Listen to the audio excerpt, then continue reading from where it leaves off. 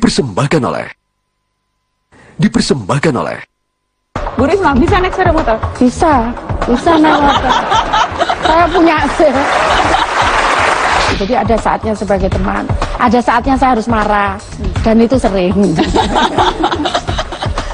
Manakala ada ibu yang tidak mau diajak ke rumah bersalin atau ke puskesmas tempat persalinan, itu kami minta polisi yang memaksa dia harus Dijemput polisi. Terus Anda bilang, saya bupati gitu. Oh, enggak. Saya habis itu makan mie, cepet-cepet selesai, saya pergi. Habis itu... Anda takut dimarahi kalau ketahuan? Selamat malam, selamat datang di Mata Najwa. Saya Najwa Shihab, tuan rumah Mata Najwa. Pemimpin baru bermunculan seperti cendawan di musim hujan. Tidak sedikit yang lekas jadi usang, tapi banyak yang justru semakin matang. Interaksi langsung dengan rakyat mendidik mereka untuk dekat tanpa sekat. Rakyat jadi pengalaman konkret sehari-hari, bukan sekedar wacana yang syarat basa-basi. Jika bukan rakyat lagi yang menentukan, siapa yang akan didekati pemimpin dalam keseharian? Inilah Mata Najwa. Mereka dipilih rakyat.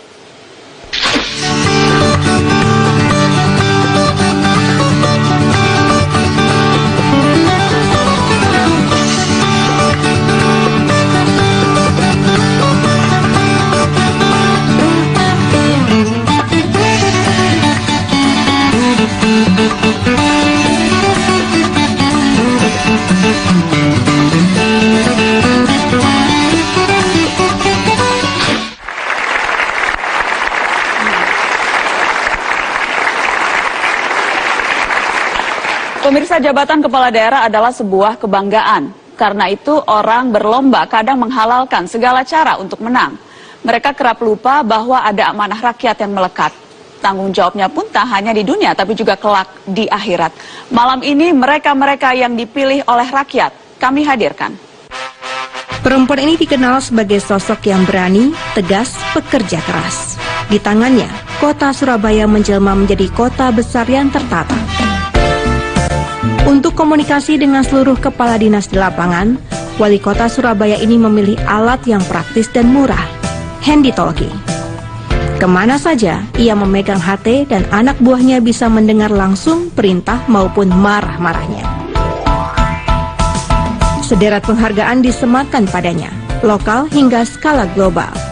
Berkat sang Wali Kota, Surabaya menyabet 4 kali Piala Adipura, Kota Terbaik se-Asia Pasifik versi CityNet, Future Government Award, hingga Mayor of the Month alias Wali Kota Terbaik Dunia pada Februari tahun ini.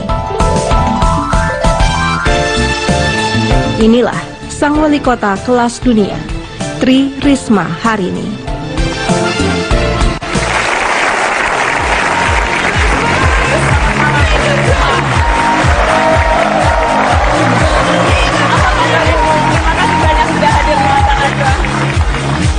Wali Kota kelas dunia Tri Risma Harini. Sekali lagi dong tepuk tangannya.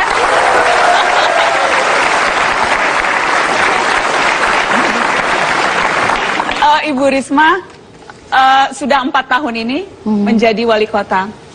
Tadi ada cuplikan bagaimana apa saja, walaupun baru sedikit apa saja yang sudah Bu Risma lakukan untuk Surabaya. Tapi saya ingin tanya, ketika pertama kali memegang jabatan ini, memegang amanah ini, seperti inikah yang Ibu bayangkan ketika awal? Enggak seberat itu ya. Tidak seberat? Enggak, saya enggak bayangkan seberat ini. Ya.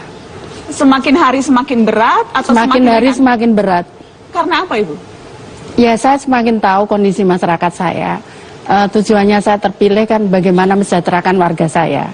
Nah, semakin tahu semakin keluar gitu. Jadi semakin banyak masalahnya yang harus saya selesaikan, terutama menyangkut warga. Apa yang paling tidak pernah Ibu rasa bahwa akan seberat ini masalahnya? Kalau tadi Ibu katakan semakin berat, contohnya misalnya apa, Bu? Contohnya begini, misalkan saya nangani seorang anak ya. Misalkan ketemunya awalnya anak itu tidak sekolah gitu. Tapi kemudian di balik itu semua saya harus menyelesaikan kakaknya bagaimana, kemudian ibunya bagaimana, rumah tinggalnya bagaimana, kemudian bagaimana pekerjaannya. Harus detail seperti itu. Ya semakin lama memang semakin turun, tapi permasalahan-permasalahan itu banyak sekali. Salah satu yang jadi ciri khas ibu kan setiap pagi, saya ingat ketika itu wawancara ibu pada kesempatan yang berbeda, setiap pagi ibu selalu berkeliling kota. Iya. Terkadang tidak tahu akan kemana, hanya feeling. Iya. Itu apa misalnya yang ibu temukan dalam keseharian tanpa tujuan yang jelas itu? Ya kadang saluran yang buntu, kemudian jalan yang rusak. Kadang saya juga nemukan anak-anak terlantar gitu. Kadang juga ketemu dengan orang tua yang terlantar gitu. Kadang ketemu dengan orang yang sakit gitu. Jadi saya kadang ketemu orang gila. Jadi setiap hari ketika ibu berkeliling selalu pasti menemukan ada problem yang harus ditangani saat itu. Iya. Setiap hari ada. Setiap hari. Setiap hari. Berkeliling dengan mobil ya Bu?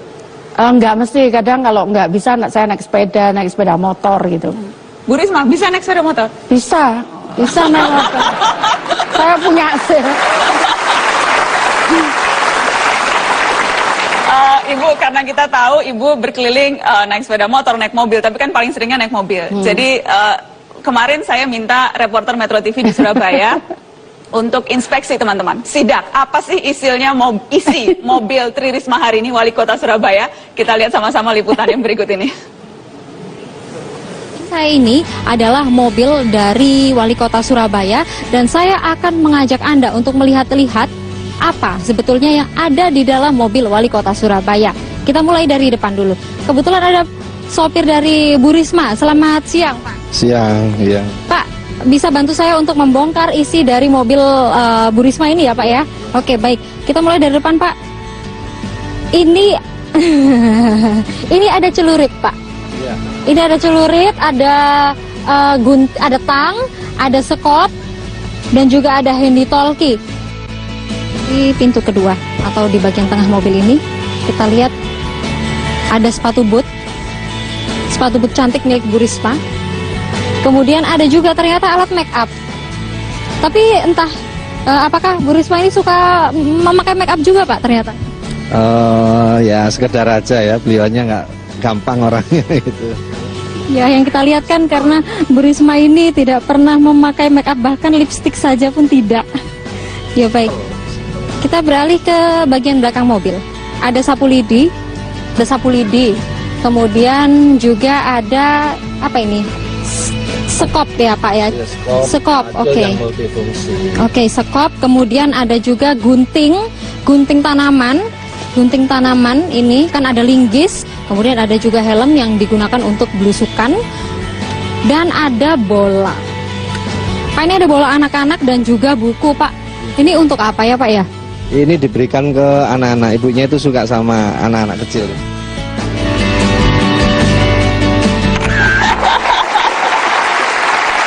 Ya. Itu dia isi mobil Wali Kota Surabaya. Oh, ada celuritnya segala ya, Bu Risma? Iya, kadang kan kalau misalkan tiba-tiba ada pohon tumbang gitu kan. Saya belum sempat, petugas belum datang, saya udah datang duluan, saya bisa lakukan sendiri. Itu semua untuk saya bisa melakukan sendiri dulu awal. Celurit, segala macam alat. Iya. Nggak pernah kena razia, Bu? Pernah. Pernah satu malam ada razia, saya juga nggak tahu, jam 2 malam saya habis muter dan lihat anak-anak lagi ngeranting pohon. Karena bisanya malam, saya jam 2. Tiba-tiba di stop, mobil saya kan nomornya biasa.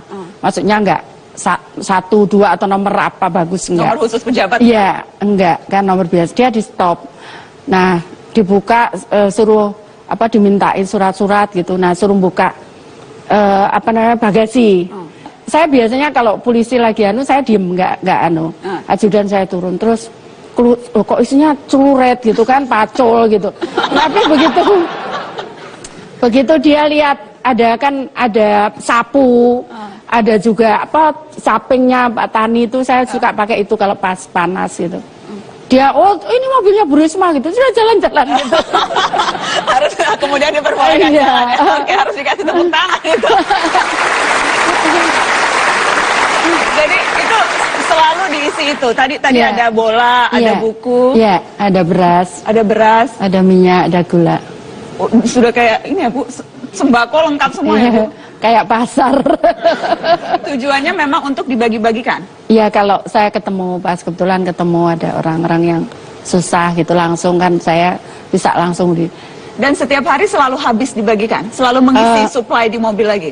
Yang pasti itu buku sama beras. Ya. Yang pasti selalu diisi. Ya. Setiap hari selalu kemudian ibu bagi-bagikan. Iya, saya ketemu anak-anak gitu supaya dia seneng. Tapi kadang juga anaknya banyak gitu, sudah dikasih buku minta tanda tangan lagi. Udah minta salaman, udah minta tanda tangan anak-anak. Habis itu minta tanda tangan lagi.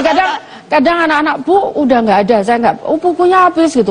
Dia ngeluarin apa kalau nggak bajunya anak-anak tuh, Bu, tanda tangan. Lu nanti gimana kalau ibu marah? Nggak apa-apa, Bu. Kadang ini hasduknya pramuka tuh dilepasin, kadang aduh dek, sayang mama, ibu nggak keburu waktunya, ibu bawa aja, jadi saya bawa ke kantor hasduk. Semuanya jadi maunya ditanda tangan gitu. Sudah seperti artis nih Bu Risma.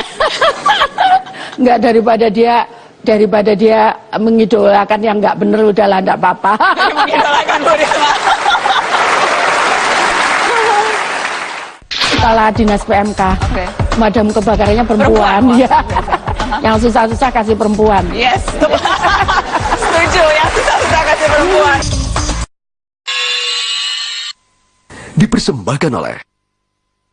Dipersembahkan oleh, didukung oleh. Selain logistik di mobil, tadi salah satu andalan HT ya Bu? Iya. Kemana-mana selalu bawa HT. Ya. Kita juga ada foto Bu Risma, kemanapun pergi selalu dengan HT. Ya. Itu fungsinya apa sesungguhnya HT itu? Sebetulnya itu murah meriah ya. Ini Bu, HT. Dan mudah. Ini Ibu lagi menyamar menjadi apa nih Bu? Enggak, ini pas kebakaran ini.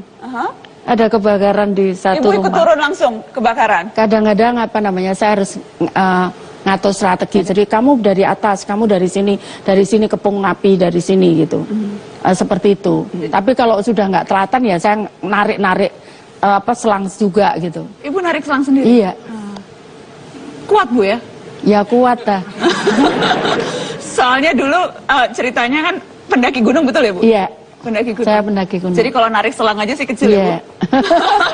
Dan HT memang itu menjadi wajib semua jajaran? Iya, semua yang di lapangan pegang HT. Saya sekali ngomong itu kan semua dengar kalau pakai HT. Jadi kalau misalkan begini, itu tidak boleh, nyapu tidak boleh buang saluran gitu. Itu semua dengar gitu. Jadi nanti kalau ada begini apa harus dilakukan? Terus kemudian, Wali kota juga ngurusi sapu sampah, itu juga tugas wali kota? Iya, iyalah. Yang ada di kota urusan saya. Semua sampai sampah di got, sampai semuanya semua diurus Bu Risma? Iyalah. Lah kalau hujan, kalau bikin banjir kan dampaknya juga ke saya. Ibu, selain HT ada juga teknologi. Baru-baru ini saya tahu Surabaya mendapatkan penghargaan dan akan juga mendapat penghargaan karena menggunakan teknologi untuk memastikan pelayanan prima ke masyarakat. Persisnya gadgetnya seperti apa kalau boleh saya ditunjukkan Bu? Jadi ini di dalam ini saya bisa lihat kondisi Surabaya real saat ini. Seluruh Surabaya bisa saya pantau ini seperti ini. Oh, itu CCTV ya Bu? Iya, CCTV semua terpantau. Kemudian seluruh surat-surat itu juga masuk di sini. Jadi kalau saya suruh surat apapun yang ada di Surabaya yang masuk hari ini, itu masuk ke sini sehingga saya bisa kirim surat saya dimanapun. Saya merintahkan melalui ini bisa. Semuanya bisa? Semuanya tidak perlu bisa. Secara fisik wali kota ada? Enggak. Saya jarang sekali rapat malah. Kita bisa ngomong dengan line. Kita bisa ngomong dengan... Canggih dengan line Bu. Iya. Dan ini real time ya Bu? Real time ini. Kemudian dokumen-dokumen yang masuk juga itu selalu dokumen, diupdate? iya. Di sini ada namanya, kita ngomongnya surat, elektronik surat. Jadi semua masuk ke sini, jadi saya bisa baca surat dari sini. Dan disposisi memo-memo juga? Disposisi bisa di sini. Disposisi bisa di sini. Ya. Jadi tidak ada masalah di Mata Najwa pun Ibu bisa sambil kerja. Jadi saya tidak terlalu merasa bersalah ini mengundang wali kota. Saya pernah bicara di depan ini, di Jakarta ada kebakaran. Nah kemudian saya bisa lihat gedung itu gitu karena yang terbakar. kan sekarang saya meniti, kamu berapa menit selesaikan kebakaran itu kan, berapa menit dia nyampe, karena itu nanti akan mempengaruhi polisi saya gitu. Misalkan, oh ternyata lama, kenapa lama? Ada misalkan jaraknya terlalu jauh, berarti saya harus bangun lagi pos di situ gitu supaya nggak terlalu jauh.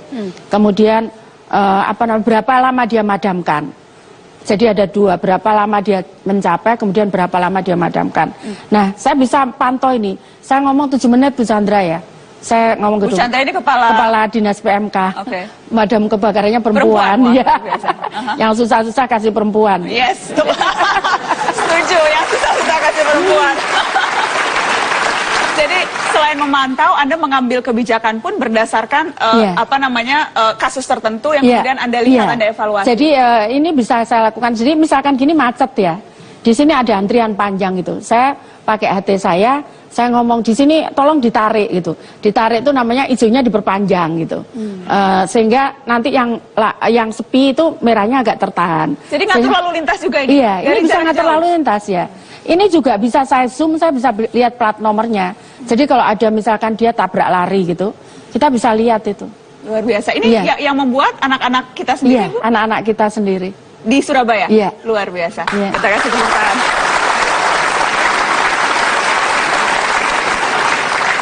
Bu Risma, tapi yang kerap orang ingat juga dari sosok wali kota Surabaya ini teman-teman adalah ketika Ibu terkadang suka galak gitu, Bu. Iya. Kalau bukan suka, sering. Oh, sering. Saya sudah agak halus tuh milihnya suka, tapi diakui sering. Dan kita ada beberapa cuplikan Ibu marah-marah. Kita lihat ya, Bu. Ini gambar yang berikut ini. Siapa caranya bangun? Siapa yang bisa jelaskan ke saya? Kalau saya ngomong sudah salah ini. Kalau nggak dibongkar, nggak berhentikan. Sebentar deh. Itu kami Pemkot yang bayar. Pemkot yang bayar. Kalau lari ke sana itu Pemkot lebih bayar, lebih murah. Ngerti maksud saya? Durasinya sampai kapan? Besoknya pasti ada pasien yang datang. Hari ini saya ke sana. Lihat itu rusak semua. Lihat itu rusak semua. 10 tahun kami bikin itu. Ngerti enggak? Itu semua orang rakyat. Ibu, kalau sudah marah-marah kencang seperti itu, biasanya lanjutannya apa sih, Bu? Ya habis itu ya lupa udah. Habis marah ya udah, pokoknya dia sudah tahu dia sudah tahu salahnya, udah lupa habis itu. Jadi begitu marah, selesai di situ. Selesai. Kemudian berlanjut ke persoalan berikutnya. Iya, kalau perlu ya marah lagi. Iya. Tapi Ibu rasa itu terkadang efektif ketika memarahi seperti itu terkadang justru orang memang perlu dimarahi sekencang itu. Nah, itu biasanya kalau salahnya tuh menyangkut ada dampaknya nanti merugikan orang lain gitu. Saya pasti marah kalau itu. Tapi kalau sepele-sepele enggak, biasanya malah saya kerjakan sendiri. Banyak sekali kejadian saya datang duluan. Tapi saya enggak marah karena saya tahu memang itu belum waktunya masuk gitu. Tapi kalau soal pekerjaan kemudian itu menyangkut nanti merugikan masyarakat, saya marah betul. Jadi ada saatnya sebagai teman, ada saatnya saya harus marah, dan itu sering. Kalau nggak boleh masuk satu top ini, saya gitu kan. Jadi Ibu masuk ke diskotik? Iya. Goyang-goyang dikit nggak? Enggak.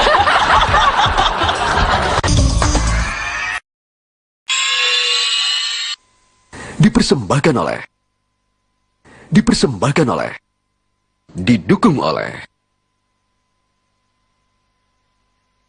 Saya ingat Ibu, terakhir kali saya wawancara Bu Risma di Mata Najwa juga, ada hal-hal yang memang membuat Ibu begitu tersentuh. Kalau bicara soal anak-anak, kalau bicara soal orang miskin yang kemudian tidak mendapat perhatian, itu selalu menyentuh hati Bu Risma.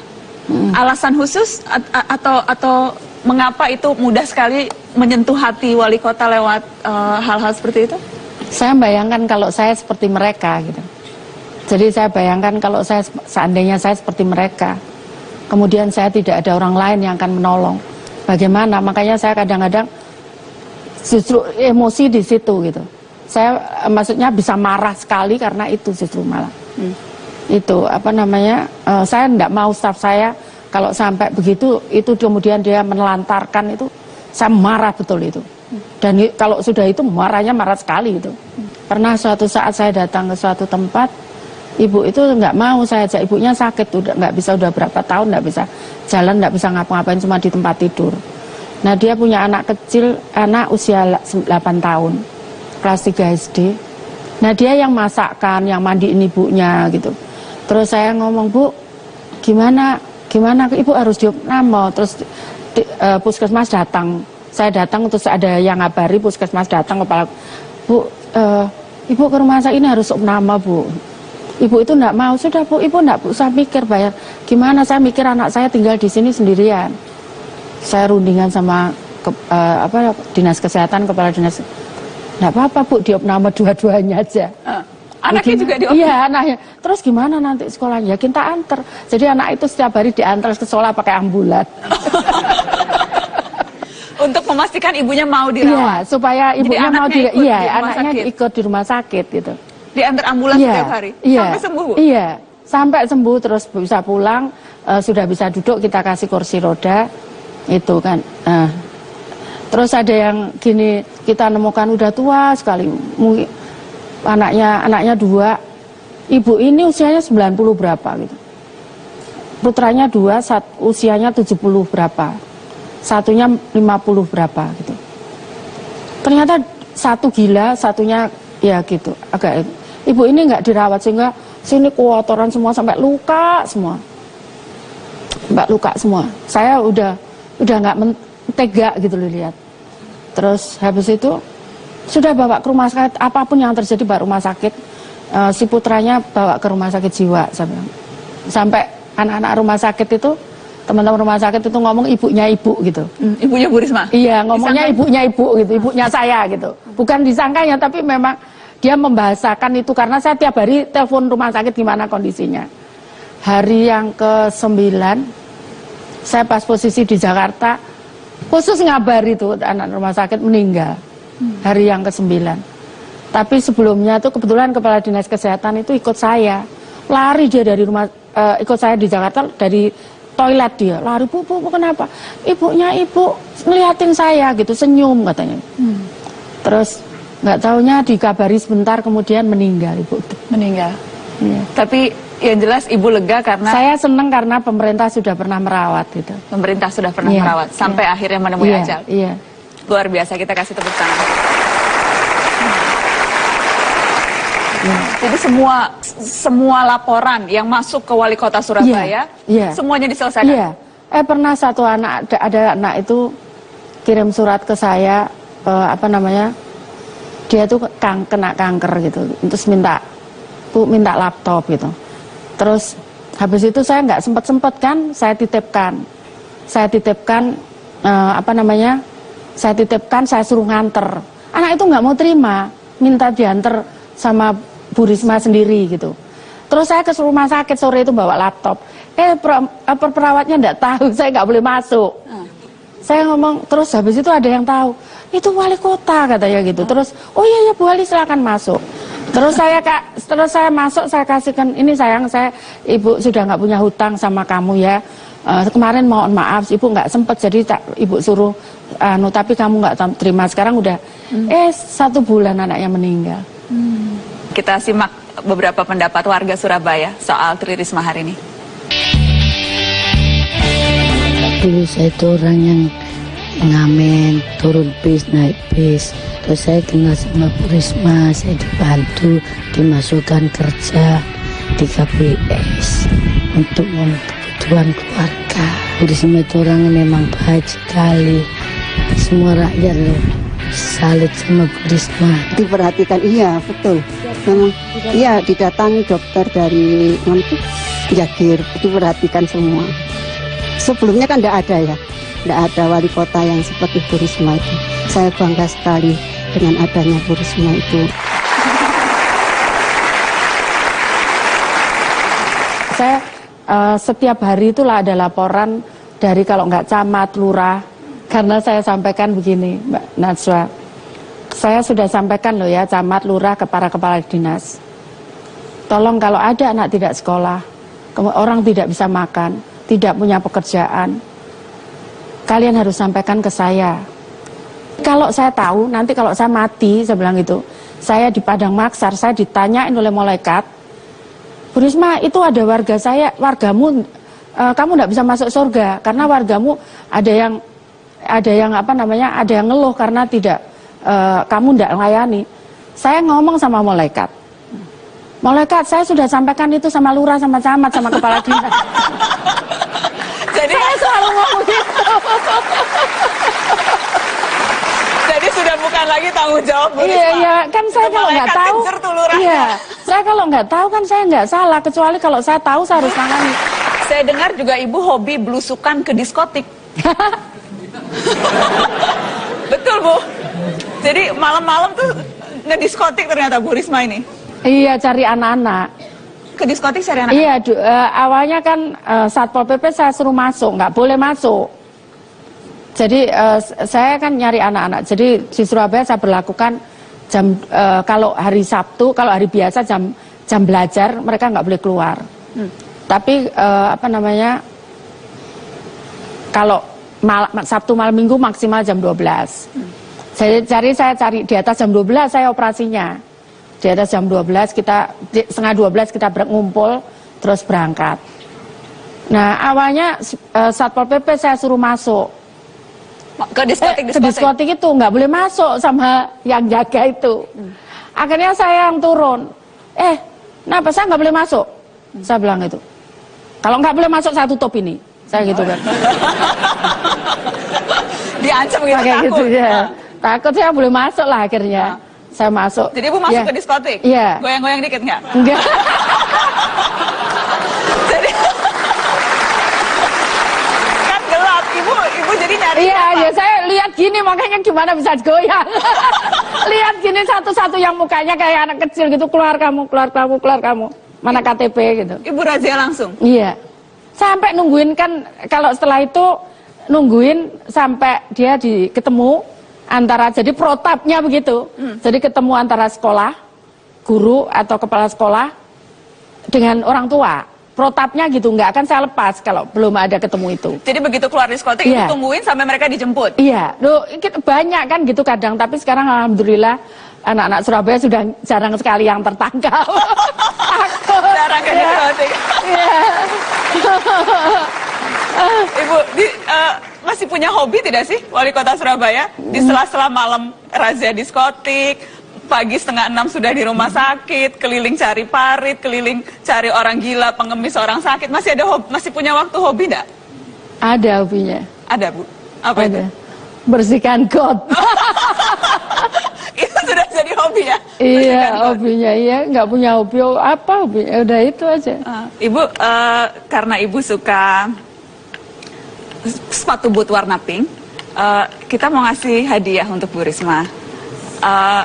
Untuk dipakai juga Bu, bergantian dengan sepatu boot warna pink. Kita ada ini Ibu, ada sepatu boot tapi yang ini warna kuning, dipakai belusukan ya Bu, untuk ganti-ganti dengan yang warna pinknya, yang ini warna kuning.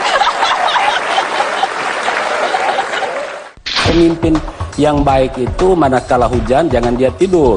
Seharusnya dia berpikir mungkin ada rakyat saya yang bocor rumahnya, masalah banjir, macam-macam. Karena itu kita harus turun. Dipersembahkan oleh, didukung oleh.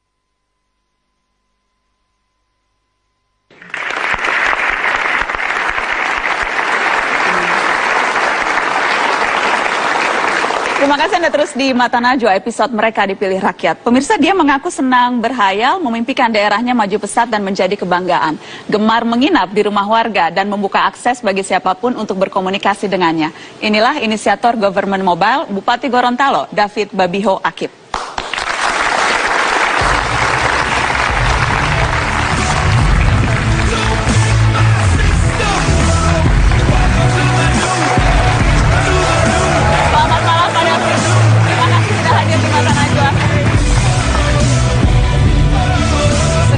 Dari Gorontalo untuk ke Mata Najwa, terima kasih sudah hadir Pak. Saya ada cuplikan gambar aktivitas bagaimana Bupati Gorontalo kalau bertemu warganya, kita saksikan yang berikut ini.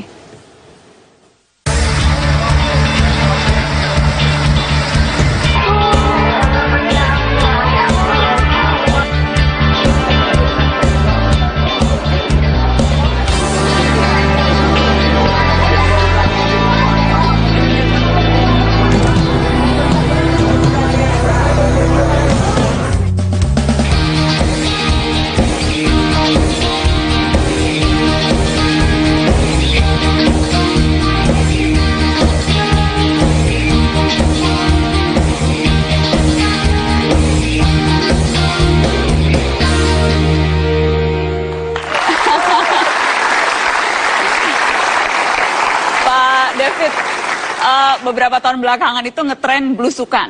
Ya. Tapi ternyata Anda sejak tahun 2006 itu sudah melakukan, termasuk bahkan menginap di rumah warga. Alhamdulillah bisa kita laksanakan. Apa yang Anda cari dengan menginap di rumah warga itu? Begini, kita kan biasanya jauh dari warga. Dengan kita nginap di situ kita bisa mencari masukan-masukan terhadap apa kesulitan-kesulitan warga yang ada di desa-desa. Itu malah tidak merepotkan Bupati numpang nginap di rumah warga? Sebab saya kan sudah melakukan pelimpahan kewenangan kepada semua satuan kerja, sehingga kerja saya itu nol. Saya sudah serahkan kepada kepala desa itu ada 33 kewenangan. Saya serahkan kepada camat 144 kewenangan.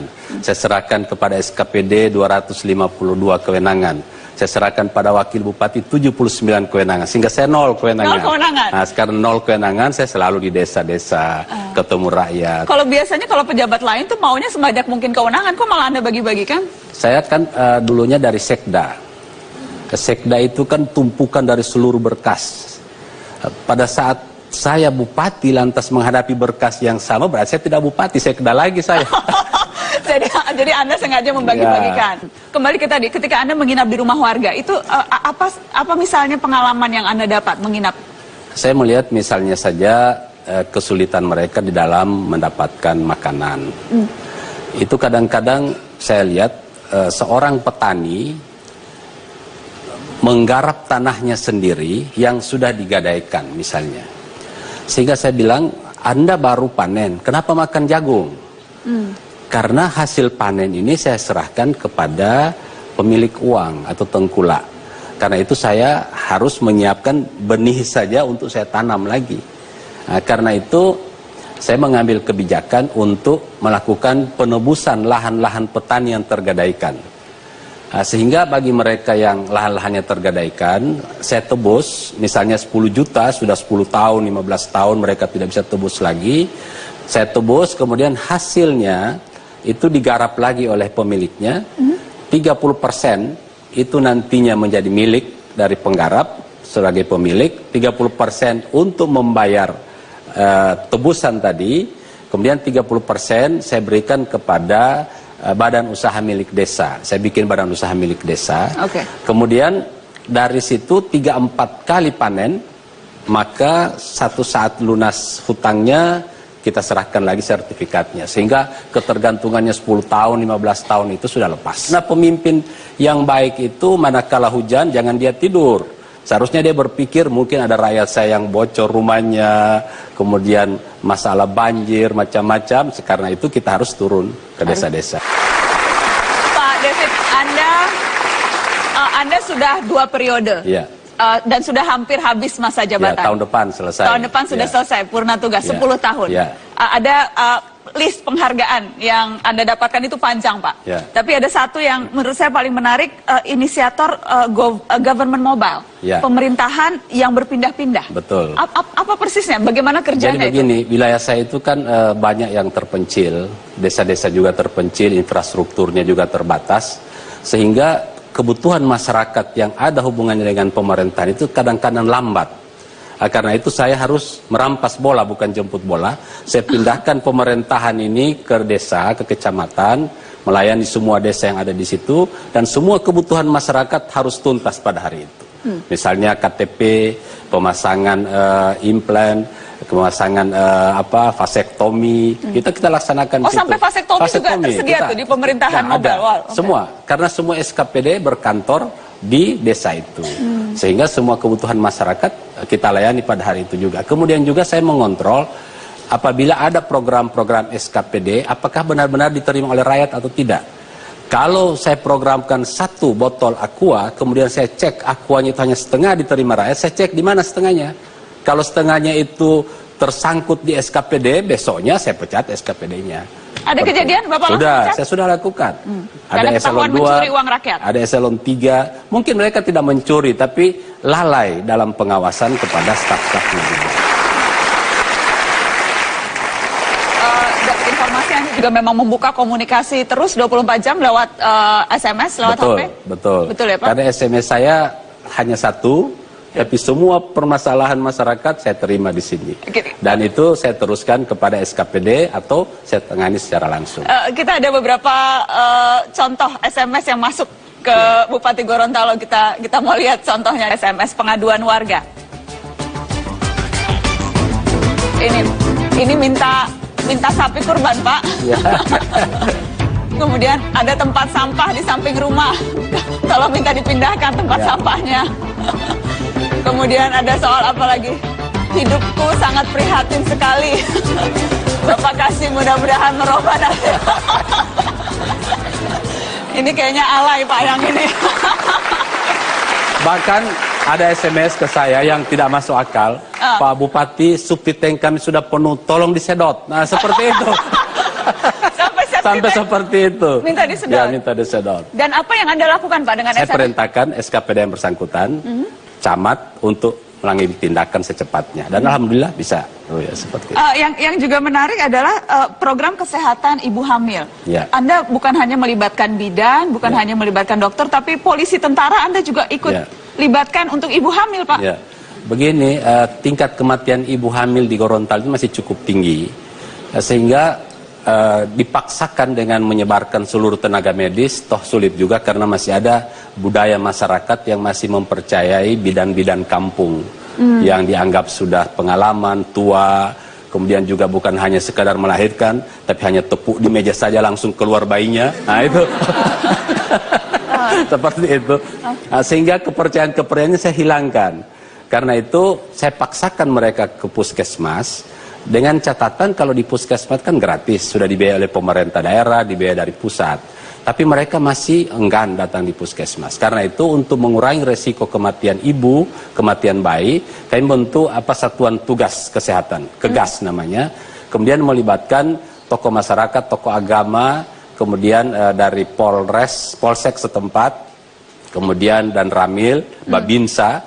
Apa tugas mereka tuh Pak? Manakala ada ibu yang tidak mau diajak ke rumah bersalin atau ke puskesmas tempat persalinan, itu kami minta polisi yang memaksa dia harus dijemput polisi. Dijemput polisi. Karena di Gorontalo itu tadinya sebelum politik ini berkembang, setiap rumah yang ibu beresiko hamil, beresiko tinggi itu benderanya merah. Kemudian yang hamil biasa itu benderanya putih. Tapi karena sekarang sudah bendera warna politik, saya hilangkan itu. Seperti itu. Oh, tapi dulu untuk memberikan tanda bahwa di rumah ini ada orang hamil resiko tinggi. Sehingga sudah dicatat mobil-mobil yang ada di tetangganya, begitu kejadian tengah malam bisa diketuk dan meminjamkan mobil. Meminjamkan mobil untuk kemudian langsung dibawa. Bahkan saya sendiri pernah datang di satu tempat, kemudian mengeluh orang sakit. Saya sendiri antar ambulansnya, karena di rumah sakit itu kadang-kadang atau di puskesmas ambulansnya ada, sopirnya ada, tapi tidak ada bensin katanya. Ada ambulans, ada bensin, tidak ada sopir. Nah, pada saat itu saya ambil mobilnya, saya jemput orang sakit, katanya sudah sekarat. Begitu lihat bupati justru dia bangun sehat. Padahal katanya sudah sekarat. Tetap saya angkut di ambulans, saya antar sendiri pakai sirene bunyi, langsung di rumah sakit. Begitu sampai di rumah sakit, mereka acuh tak acuh. Begitu melihat bupati yang antar, mereka langsung bekerja dan melayani dengan betul. Katanya bupatinya tidak pernah ke sini, jalannya rusak, katanya tidak pernah diperbaiki.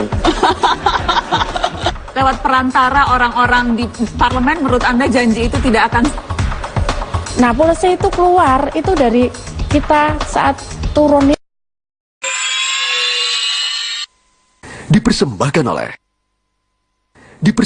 oleh, didukung oleh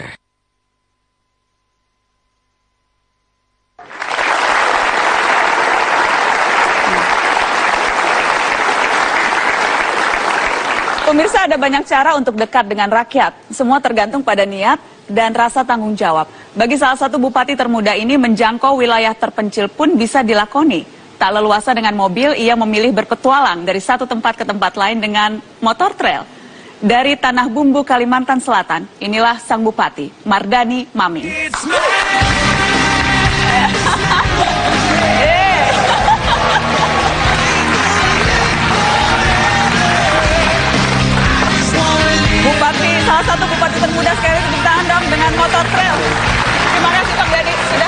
Mata Najwa. Jadi belusukan menjelajah wilayah-wilayah terpencil dengan motor trail. Memang itu yang Anda pilih karena gambarkan situasi daerah Anda untuk kami. Tanah Bumbu. Tanah Bumbu ini kan jauh dari perkotaan ya Mbak ya. Jadi jaraknya juga dari provinsi 285 kilo. Sehingga kalau mau berkunjung tuh harus kalau jalannya rusak harus pakai sepeda motor trail. Jadi kalau pakai mobil tidak bisa. Saya biasanya sambil hobi, sambil jalan-jalan ke kampung-kampung, bertemu dengan masyarakat dan para petani-petani, habis itu berdialog sama dia. Dan memang selalu menggunakan motor? Seringkali? Kalau ke desa-desa ya, pakai sepeda motor, habis itu ketemu orang kampung. Kadang-kadang kalau mampir ke warung itu saya tanya, saya bilang bupatinya pernah kesini enggak Bu? Katanya bupatinya enggak pernah kesini, jalannya rusak, katanya enggak pernah diperbaikin. Gitu. Terus Anda bilang, saya bupati gitu? Oh enggak, saya habis itu makan mie, cepet-cepet selesai, saya pergi. Habis itu Anda takut dimarahi kalau ketahuan? Oh enggak, saya takut ibunya pas kenal saya dia malu.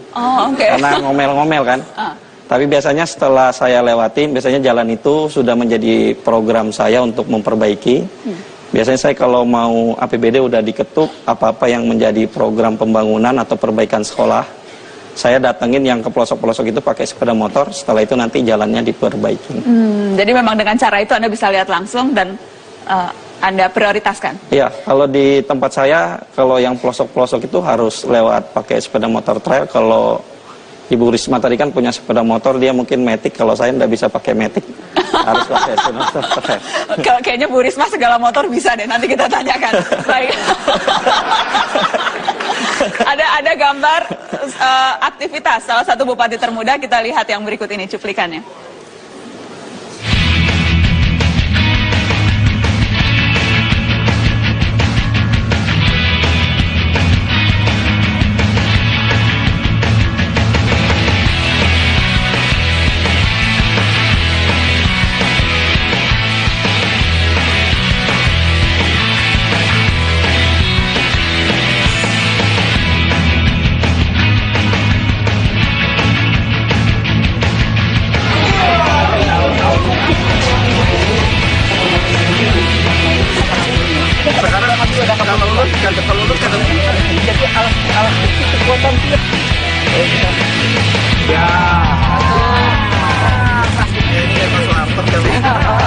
Sudah bisa harusnya mengembangkan, kenapa udah tawainnya ke Subang ke sana?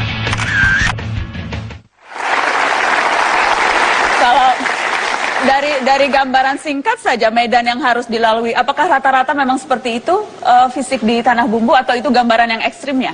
Itu gambaran yang ekstrimnya, Mbak. Itu jalan yang kerjasama TMDD dengan TNI yang jalannya langsung memotong masuk ke perkotaan.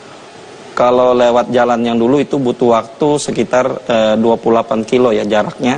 Tapi dengan jalan TMDD tadi dikerjain itu hanya butuh jarak 11 kilo.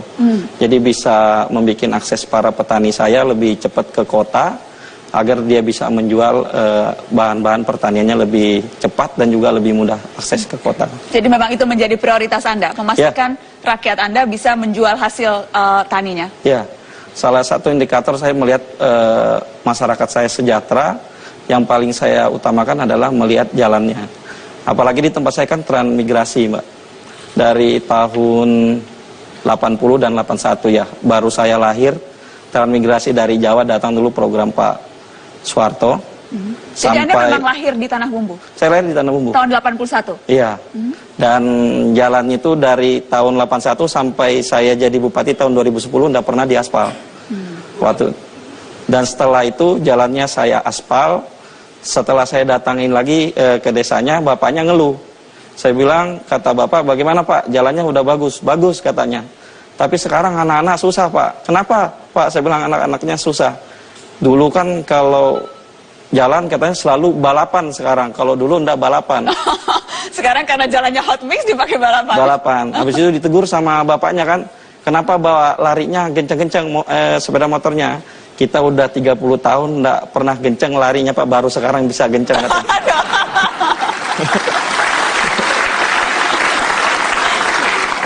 Berobat di kelas 3 gratis yang persyaratannya hanya KTP. Tidak perlu pakai persyaratan rekomendasi kepala desa, udah keburu meninggal keluarganya baru selesai surat-surat.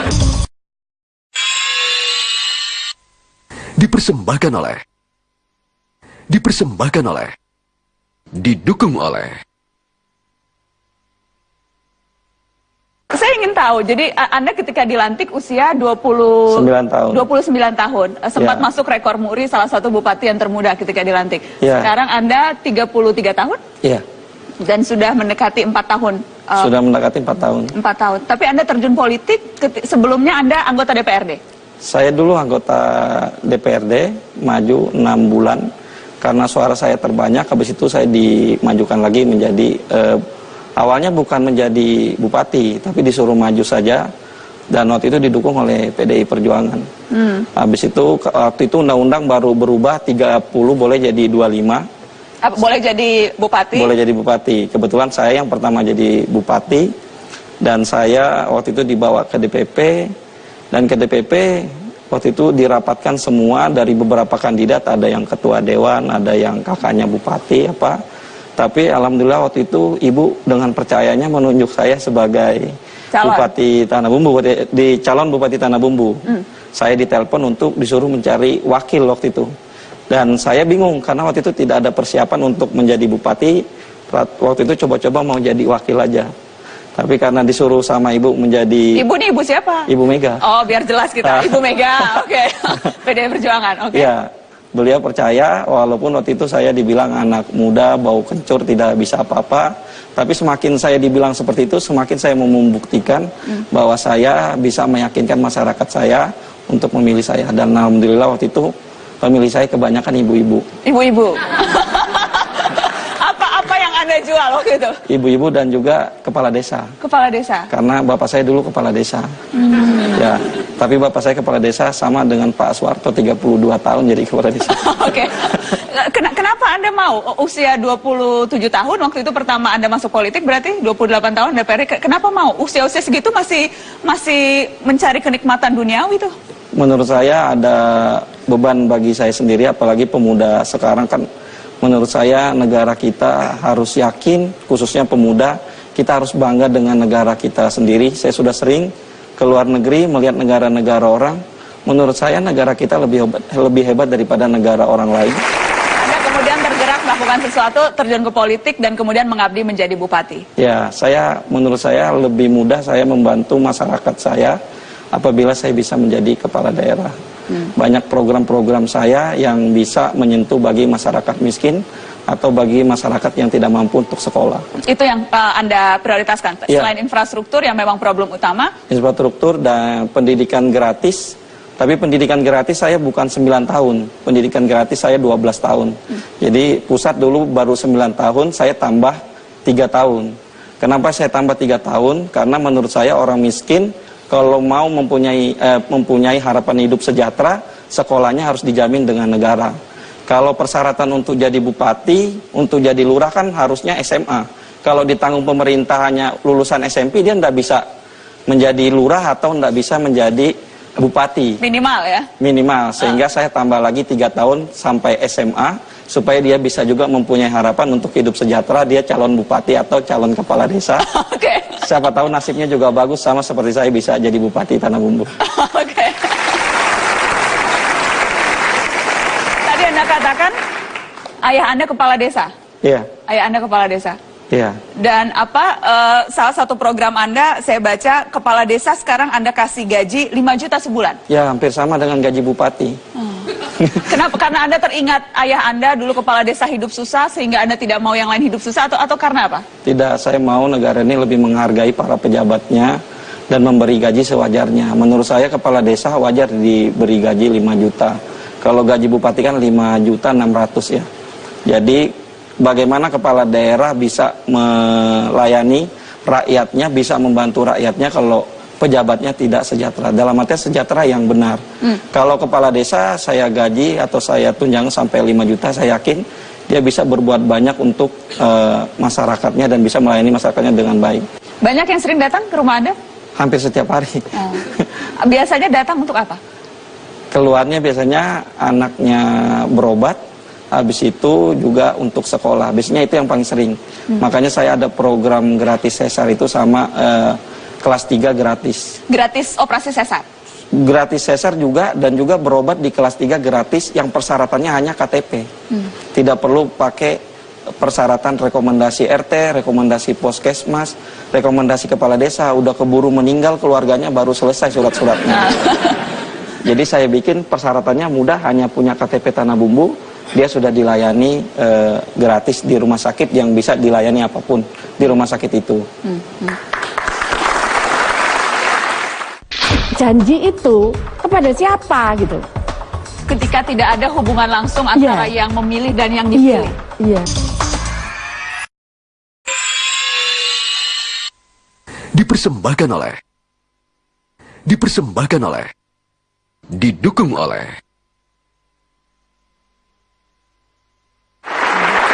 Masih di Mata Najwa, episode Mereka Dipilih Rakyat. Saatnya saya hadirkan ketiga kepala daerah pilihan kita. Ada Wali Kota Surabaya Tri Risma hari ini, Bupati Gorontalo David Babiho Akip, dan Bupati Tanah Tumbu Kalimantan Selatan Mardani Maming. Ketiganya sudah duduk di meja Mata Najwa. Beberapa minggu ini marak diperbincangkan soal kepala daerah yang akan dipilih langsung atau tidak akan dipilih langsung. Perpunya sudah keluar, ke depan kita akan lihat apakah diterima atau tidak oleh DPR. Yang jelas polemik ini masih akan ada. Saya ingin minta komentar singkat penutup. Kenapa penting dipilih rakyat? Anda semua dipilih rakyat. Apa yang menurut Bapak Ibu satu hal yang membuat bisa bekerja lebih baik karena dipilih rakyat, atau justru sebaliknya, atau kekuatan apa sesungguhnya dengan dipilih rakyat secara langsung itu yang menjadi bekal Bapak Ibu dalam memimpin? Bu Risma.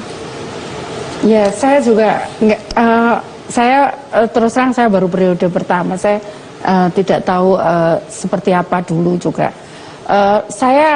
Yang cuman saya nanti ke depan itu pertanggungjawabannya itu, kalau saya tadi sampaikan, masalahnya pertanggungjawaban kita itu kan bukan hanya sekedar di dunia gitu loh. Pertanggungjawaban kita saat ke depan. Kemudian saya tidak pernah tahu bagaimana waktu awal. Jadi waktu turun itu kan mesti kita minta waktu kampanye itu kan kita minta masukan dari masyarakat. Apa yang tadi disampaikan Pak Wali, apa janji saya sudah dipenuhi atau belum? Itu yang nanti juga ditagih, kenapa kita semua takut itu. Nah, itu janji itu kepada siapa gitu? Ketika tidak ada hubungan langsung antara yang memilih dan yang dipilih. Iya. Bagaimana memenuhi janji itu? Iya. Lewat perantara orang-orang di parlemen, menurut Anda janji itu tidak akan bisa terrealisasi atau akan bisa? Selama ini saya itu yang ketemu itu, saya punya policy tadi Pak Dawe. Jadi di Surabaya orang lansia miskin, anak yatim, orang cacat itu tiap hari dikasih makan. Saya ngasih sekolah bebas gratis semuanya, 12 tahun kesehatan. Itu berangkatnya dari pengalaman. Oh, ada masalah kasus ini, kemudian polisinya seperti ini. Nah, polisi itu keluar, itu dari kita saat turun itu. Pengalaman bersentuhan dengan rakyat, yang bisa kemudian melahirkan kebijakan yang pro rakyat. Iya. Tanpa itu tidak akan bisa kan menjadi... sulit, saya belum bisa membayangkan gitu. Gimana, terus terang saya enggak punya pengalaman itu. Kalau 2015 berubah pemilihannya, Bu Risma masih akan mau maju lagi? Enggak. Tidak mau? Kok cepet banget jawabnya, Bu? Enggak mau? Enggak. Karena? Ya nanti kalau saya ditanya malaikat gimana saya jawab? Oke. Kalau tadi Anda sejak awal pun bilang kalau berubah tidak akan mencalonkan diri lagi. Iya, saya kalau Anda kan didukung partai. Partai besar lagi. Kalau di Tanah Bumbu, partainya Indonesia Hebat menang 21 kursi dewannya. Koalisi Indonesia Hebat. Dari 35 21 kursi tim Indonesia Hebat, 14 kursi untuk koalisi Prabowo. Jadi berarti aman dong? Saya malah kebalik pikiran saya, kalau dipilih langsung malah jarang yang ketangkap. Tapi kalau dipilih oleh dewan nanti marah banyak bupati yang ketangkep sama dewan-dewannya. Oh gitu. jadi justru Anda menghindari itu ya? Ya, saya tidak mau. Saya lebih baik di luar pemerintahan. Masih banyak yang bisa dilakukan untuk memperjuangkan bangsa ini. Oke. Baik. Pak David, karena Anda sudah habis masa periode, tapi Anda akan mencoba ke tingkatan yang lebih tinggi mungkin? Belum berpikir ke arah itu. Karena mengemban amanah itu tidak mudah. Karena kita harus bagaimana membuktikan bahwa apa yang kita lakukan itu bermanfaat untuk rakyat. Baik. Sebab bagi saya jabatan itu kalau tidak ditinggalkan akan meninggalkan kita. Sehingga deretan penghargaan yang saya peroleh, ada 147 penghargaan saya peroleh, itu tidak menjadikan saya bangga terhadap itu. Tapi apakah hasil kerja saya betul-betul dinikmati oleh rakyat atau tidak? Karena itu saya berharap ke depan, walaupun saya selesai tahun depan, saya berharap pemilihan ini tetap langsung, supaya legitimasi kita dengan rakyat kuat. Tepuk tangan sekali lagi untuk 3 pemimpin hebat. Terima kasih banyak.